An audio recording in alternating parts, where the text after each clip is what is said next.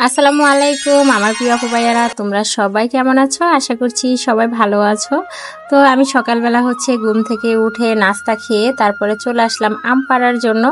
এখন যেহেতু আমের সিজন আর আচার না বানাইলেই নয়, তো সেজন্যই আম পাড়তে চলে আসলাম। আর এ হলো আমাদের এই গাছের আম, কিন্তু প্রচুর টক। তো ভাবলাম এই গাছের আম দিয়ে আচার বানানো হোক, যেহেতু টক এই আমটা পাকলেও কিন্তু অনেকটাই টক লাগে। তো সেজন্যই এই গাছের আম পাড়া হচ্ছে। তো এই গাছের আম কিন্তু অনেক উঁচুতে হয়, তো পাকলেও পড়ে গেলে কি হয়, আমগুলা ফেটে যায়। কাঁচা আম পড়লে তো একদম দুই ভাগ হয়ে যায়। ওই যে আমগুলা পেরেছি, প্রত্যেকটা আম কিন্তু ফেটে গেছে। তো আমার বাইরের ছেলেকে গাছে উঠিয়ে দিয়েছি, ওকে বললাম যে একদম উপরের আমগুলা নরম নরম যে জায়গা, সেই জায়গাতে ফেলবি, দেখে দেখে, যেন আমগুলা নষ্ট না হয়, ভেঙে না যায়। তো এ হলো আম, অনেকগুলো আম কিন্তু ফেটে গেছে। খুব খারাপ লাগলো আমার আমগুলা দেখে। আর দেখো আমগুলা কত সুন্দর, বড় বড় আম আমাদের এই গাছের। তো এই আমগুলা দিয়ে আমি আচার বানাবো।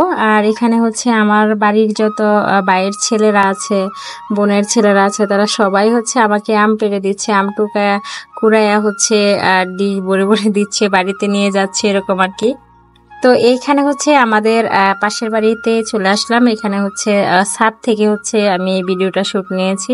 তো ছাদের এই পাশে আমাদেরই আম গাছ। তো এই আম গাছের আম আমরা মনের ভুলেও খেতে পারি না। তো মাই বলল যে এখানে গিয়ে তুই ওই গাছের আমগুলা পেরে নিয়ে আয়, এগুলা থাক, ওগুলা মানুষে খেয়ে ফেলে। তো এই গাছের আম আমাদের এলাকার সবাই, মানে এদিকের মানুষ একটু আমগুলা একটু বেশি খায় এখান থেকে। তো ছাদ থেকে আমগুলা পেরে নিচ্ছি। আমার বাইরের ছেলেও বলছিল ফুপি এইখান থেকেই পেরে নাও।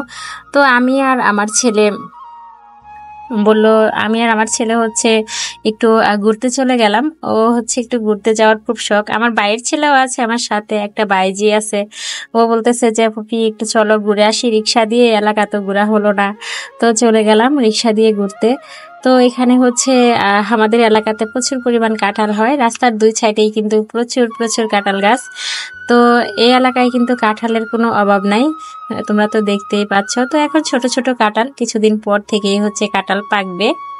আর আমার ছেলে কিন্তু অনেক খুশি এই সিজনে বাড়িতে এসে, আম কাঁঠাল সবকিছুই মানে আছে মোটামুটি। তো একটু আমরা ঘুরতে গিয়েছিলাম। তো এখন আমরা বাড়ির দিকে চলে যাচ্ছি ঘুরতে গিয়ে। তো এখানে আমার ছেলে বলতেছে আম্মু তোমাদের এলাকা কাঁঠালের রাজ্য। আর এ হলো ব্রিজে চলে এসেছি। তো ব্রিজের এখানে আবার দুইটা কৃষ্ণচূড়া গাছ, এত ভালো লেগেছে। আলিফ বললো আম্মু একটু শুট নাও, গাছটার খুব সুন্দর মানে ফুল হয়েছে গাছে, দেখতে কিন্তু খুব ভালো লেগেছিল। তো এখন ব্রিজ থেকে নামবো, আর বাইরের মেয়ে আর আমি পিছনে বসেছি, আর আলিফ ওরা সামনে বসেছে। আলিফ একটু বেশি করে এদিক সেদিক যাওয়ার জন্য, বাড়িতে আসলে অনেক বেশি বায়না করে, কি করব বলো। গ্রামে যখন আসি বাচ্চারা কিন্তু একটু বেশি এক্সাইটেড থাকে, একটু ঘুরতে গেলে পছন্দ করে, এদিক সেদিক যাইলে ওদের কাছে খুব ভালো লাগে। ওই যে বাইরের ছেলেটা আর আলিফ সামনে বসেছে, ও আবার ক্যামেরার সামনে আসতেও চায় না। তো যাই বলিক না কেন, খুব সুন্দর হয়েছিল আমাদের ঘোরাফেরাটা। আমরা কিন্তু খুব ভালোভাবে ঘুরে ফিরে বাড়ির দিকে চলে আসি। তো এখান দিয়ে মানে যতটা রাস্তা আমি গিয়েছি তোমরা তো দেখতে পাচ্ছ, শুধু সারি সারি কাঁঠাল গাছ। তো অবশেষে বাড়িতে চলে এসেছি। এটাই আমাদের বাড়ির পিছনের রাস্তা। আর এখানে ছোট্ট একটা মুদির দোকান আছে, এখান থেকেই আমরা এটা সেটা কেনাকাটা করি। তো বাচ্চারা সবাই এখানে থাকে। তো ভাবলাম বাড়িতে না গিয়ে আর একটু ঘোরাঘুরা করা যাক। তো আমার বাইরের মেয়ে বললো ফুপি অনেক রোদ, বাড়িতে কিন্তু প্রচন্ড গরম, চলো আর একটু টান দিয়ে আসি। তো সেজন্য আরেকটু চলে গেলাম ওকে নিয়ে। আসলে রিক্সায় ঘুরতে কিন্তু খুব ভালো লাগে, আর বাইকে ঘুরতে কিন্তু অনেক বাতাস। তো সেজন্য রিক্সায় ঘুরলাম। রিক্সাটা আমার কাছে বেস্ট মনে হয়েছে। তো আমার দুই ভাইয়া বাড়িতে নাই, যে বাইক চালাতে পারে সে দেশের বাইরে থাকে। তো সেজন্য বাইকে ঘোরাঘুরি হলো না। আর যে বাইক আরেকজন ভাইয়া আছে, মানে ছোট ভাই আর কি, সেও কিন্তু খুব ভালো বাইক চালাতে পারে। তো আবার পুলিশের চাকরি করে, ও ডিউটিতে আছে। তো সেজন্য বাইকে ঘোরা হলো না আজকে।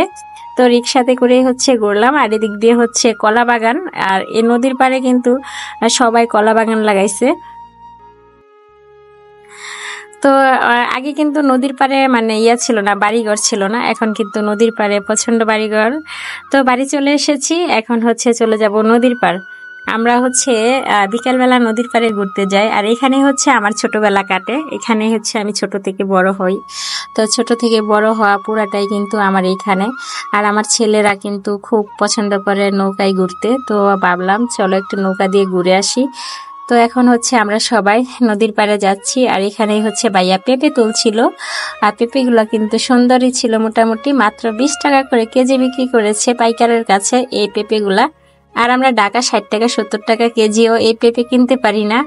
আর এখন এত দাম বেড়েছে পেঁপের, কি বলবো।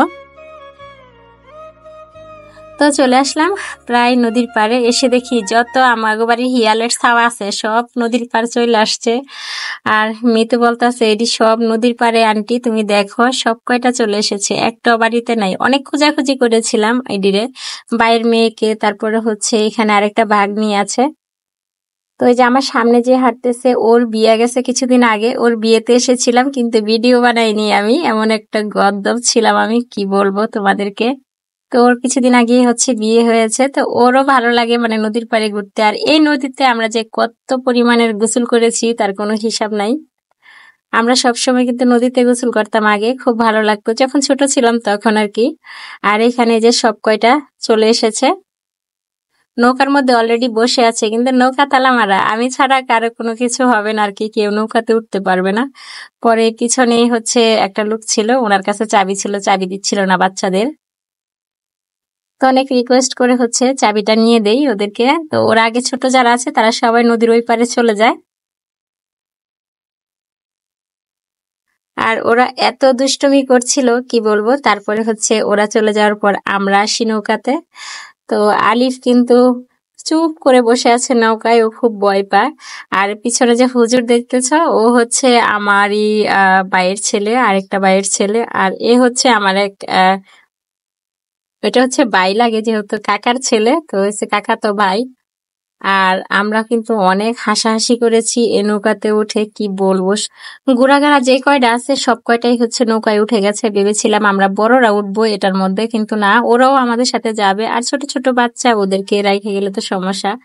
তো এখানে যে মিতু বসে বসে ভিডিও নিচ্ছে, শুট করতেছে। আলিফ তো মানে শর্মে একদম ইয়ে হয়ে যাচ্ছে। তো যাই হোক, আমরা কিন্তু নৌকায় করে নদীর ওই পারে চলে যাচ্ছি। আসলে বিকেল বেলা ঘোরার মজাটাই আলাদা। আর গ্রামে আসলে কিন্তু ছোটবেলার কথা খুব বেশি মনে পড়ে। আর ছোটবেলাটা এমন হয় যে ওটা যখন মনে পড়ে খুব ভালো লাগে। আসলে এখনো মনে হয় যে আমরা মনে হয় ছোটবেলাতে আছি, যেহেতু নৌকায় এসে গেছি।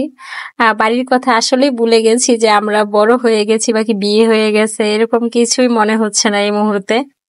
আর নদীর পানিতে পাও রাখতে কিন্তু খুব ভয়। আর এই নদীর খবর তো তোমরা জানোই, এখানে কিন্তু অনেক সমস্যা। এই নদীর মধ্যে কিন্তু মানুষ রেখে দেয়, এই নদীতে কিন্তু মানুষ খায়, যেটা মানে কি বলবো, যারা এক মার এক ছেলে এক মেয়ে আছে তাদেরকে কিন্তু এই নদীতে রেখে দেয়। কিন্তু আমি যখন পাও দিচ্ছিলাম তখন আলিফ বলছিল, আম্মু তুমিও তো একা, মামাদের সাথে তুমি একা বোন না, তো তোমাকেও কিন্তু নিয়ে যাবে নৌকাতে। আমার কিন্তু খুব ভয় হচ্ছিল ওর কথা শুনে। তারপরে হচ্ছে আমি নদীর ওই পারে নেমে যাই। তো এখান থেকে একটু শুট নেই, কারণ এখানে আমরা এত পরিমাণ এসেছি, কি বলবো তোমাদেরকে। তো আমরা ভাবলাম যে একটু ঘুরে ঘুরে ভিডিও করা যাক, ছোটবেলার কথা একটু মনে পড়ুক। আহ যত দুষ্টামি ফাজলামো আছে সব এখানে আমাদের হয়েছে ছোট থেকে। তো এটাই হলো আমাদের সেই নদী, এটার মধ্যেই হচ্ছে আমাদের অনেক স্মৃতি। তো তোমরা সবাই ভালো থাকবে, সুস্থ থাকবে। আর বেশি বড় করছি না আজকের ভিডিওটা, তোমাদের সুস্থতা কামনা করে বিদায় নিচ্ছি। আল্লাহ হাফেজ।